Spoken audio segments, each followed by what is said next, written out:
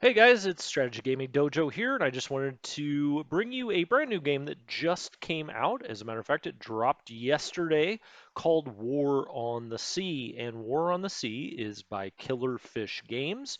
And just look at these graphics. The graphics are absolutely fantastic. They're very eye-catching. My wife specifically, who is not necessarily a big strategy gamer, looked at this one and said, "Wow, that looks really cool."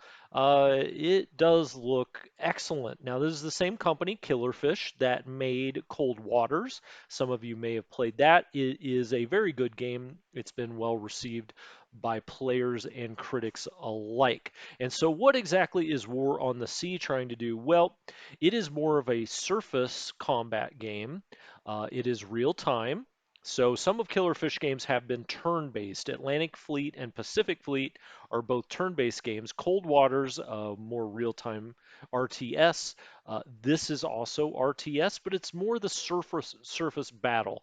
Now, you're seeing a submarine here. There are submarines involved, but there are also carriers here, and then you see the planes, and the air war looks fantastic in this. Now, this game has the potential to be near and dear to my heart because it's inspired by two of my favorite games ever, by two of my favorite companies ever, SSI, Great Naval Battles from back in the day, and Microprose with their Task Force 1942. Those two games, a young strategy gaming dojo guy spent way too much time on. Love those games. And this is supposed to be kind of a marriage of those two with modern day graphics and sensibilities, of course. Now, they really do bill this as a more of a simulation. They don't want you to think of it as just a click fest of any sort, and the gameplay I've seen, it doesn't really look that way. It doesn't look like a game where you click here and all your boats move over there and start firing. They're trying to make this more of a kind of a simulation, more realistic. They do have Guadalcanal. They have a lot, like 24 historical battles, all around Papua New Guinea, around that area, around Borneo.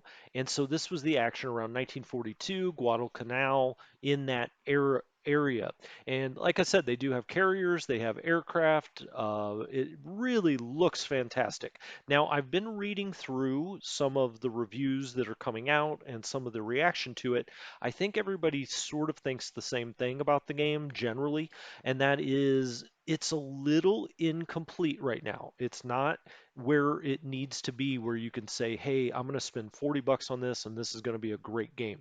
It's going to take some patching. It's also going to take a little more content. But you can set up custom battles in this game. So you can set up I think there are 40 different ship classes. It's on the Japanese side and the Allied side.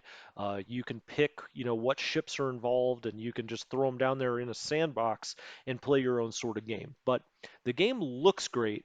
I know that Killerfish will support the heck out of this thing, so I have no doubt it will eventually be a very good game.